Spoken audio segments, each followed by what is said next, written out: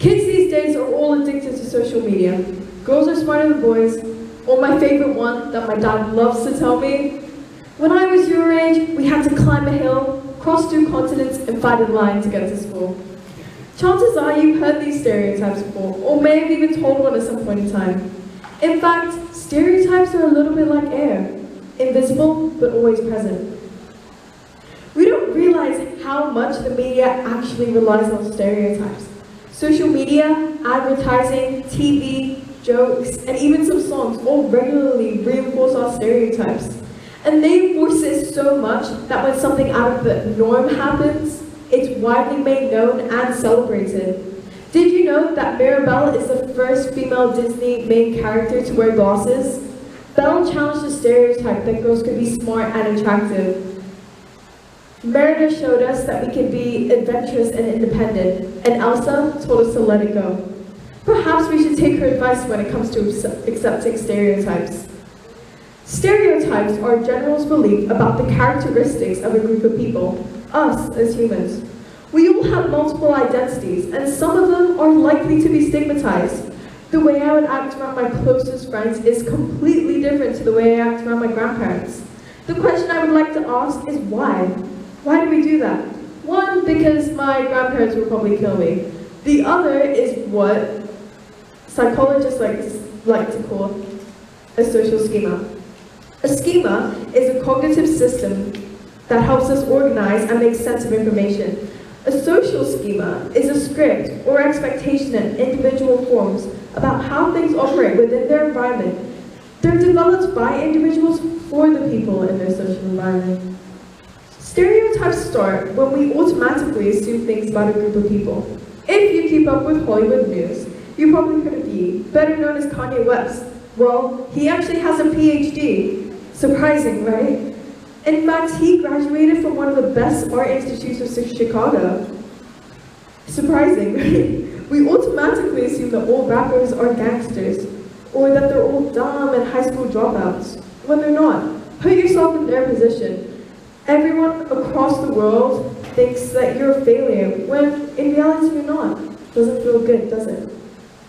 False perceptions about our abilities easily turn into a voice of self-doubt in our heads that can be hard to ignore. In the last couple of decades, scientists have started to discover that this can have a damaging effect on our performance. This mechanism is what psychologists like to call stereotype threat, which was first uncovered by American social psychologists in the 1990s.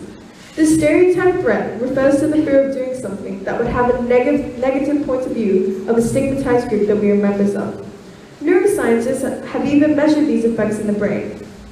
When we are affected by the stereotype threat, the brain is responsible for the emotional self-regulation and the social feedback that are activated while the regions responsible are inhibited.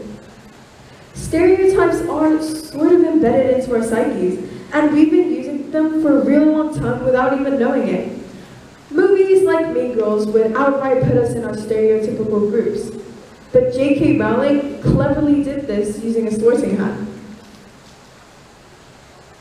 From a young age, movies, TV shows, and books constantly reinforce widely known stereotypes that are still used very much today. And only very few characters in these books, movies, and TV shows actually defies these stereotypes. Things like a dumb blonde or whoever wears glasses is a loser are constantly pushed upon us in many classic movies and TV shows like Glee, Mean Girls, and even She's All That.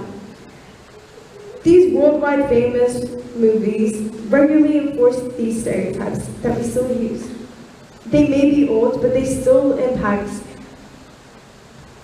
what goes on in our daily lives. Stereotypes actually affect our mental health more than you know, and these, along with the stereotype threat, leads to a vicious cycle. Say you're about to take a test, and right before you're told you're blonde, you're going to fail. Some of you might push that away and then score the best that you've ever gotten. However, the rest of you would probably try to suppress those thoughts about it, and your effort and associated emotions, which will divert your mental energy from answering your test question to pushing away a silly thing someone had said. Individuals that are stigmatized experience severe anxiety, which diverts a lot of these cognitive resources. Not only that, it leads to underperformance and confirmation of the negative stereotype. Researchers have identified several different mechanisms that are responsible for the effect. The key one being a major loss in the ability to concentrate on a task and ignore distraction. Your memory when working under heavy stereotypes is also affected by physiological stress. So, while there is no cure for stereotypes, we should all slowly stop using them. Stop putting people underneath an umbrella to define them. We're all our own person, and we decide who we are, not anyone else. So let's, as a group, and especially as an individual, take Elsa's advice and let it go.